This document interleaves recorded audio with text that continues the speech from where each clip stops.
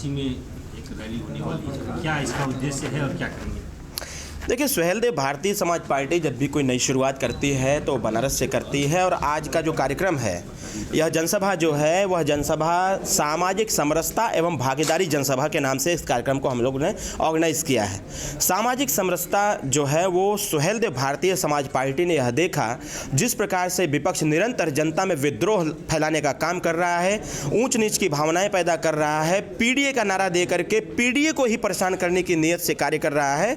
इसलिए हम लोगों ने बनारस से आज आगाज़ किया हुआ है कि हम सामाजिक समरसता का एक अलग जगाएंगे, जनता को जागरूक करेंगे, उनको बताएंगे कि ऐसे फर्जी पीडीए वालों से सावधान रहने की आवश्यकता है। तो क्या ये पंचायत चुनाव को लेकर भी इसे तैयारी देखा जाए? सुहेलदेव भारतीय समाज पार्टी अभी से थोड़ी तैयारी कर रही है। पंचायत चुनाव हमारी लंबे समय से तैयारी चल रही है और इस बार सुहेलदेव भारतीय समाज पार्टी बड़े पैमाने पर पंचायत का चुनाव लड़ेगी।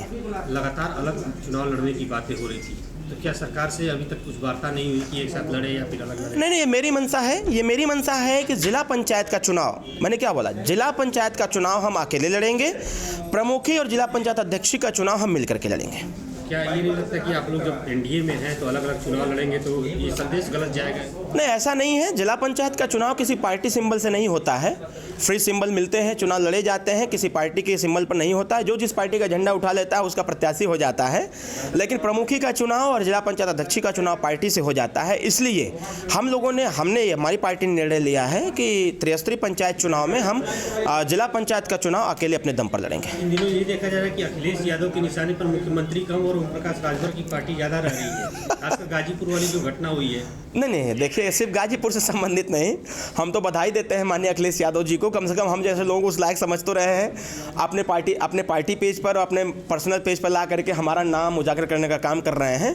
आधा से अधिक काम तो माननीय अखिलेश यादव जी हमारा कर रहे हैं, इसलिए हमको कोई दिक्कत नहीं है। वो जिस भी एजेंडे को उठाना चाहें उठावें, और हम अपने एजेंडे पर काम कर रहे हैं। हम सुहेलदेव भारतीय समाज पार्टी जिन एजेंडे पर काम करती रही है, उसी पर करती भी रहेगी।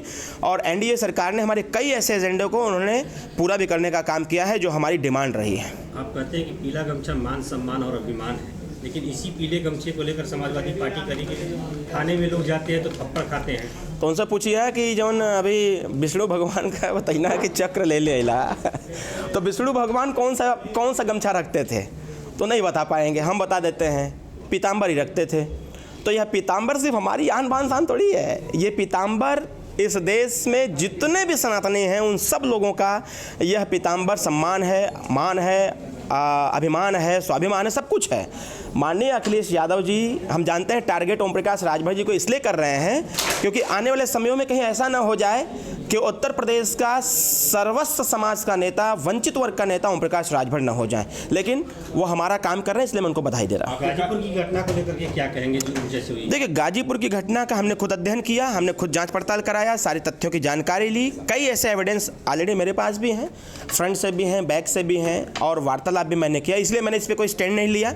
मेरे कार्यकर्ता का सम्मान सर्वोपरि होता है, लेकिन वहाँ की स्थिति को हमने देखने के बाद हमने कहा कि मिसअंडरस्टैंडिंग हुई है, जिसकी वजह से ऐसी घटना घटित हुई है। मैं अभी आज के कार्यक्रम के बाद मैं खुद जाऊँगा, कार्यकर्ता को लेकर के जाऊँगा और जा करके एक दूसरे के बीच में बातचीत कराऊँगा।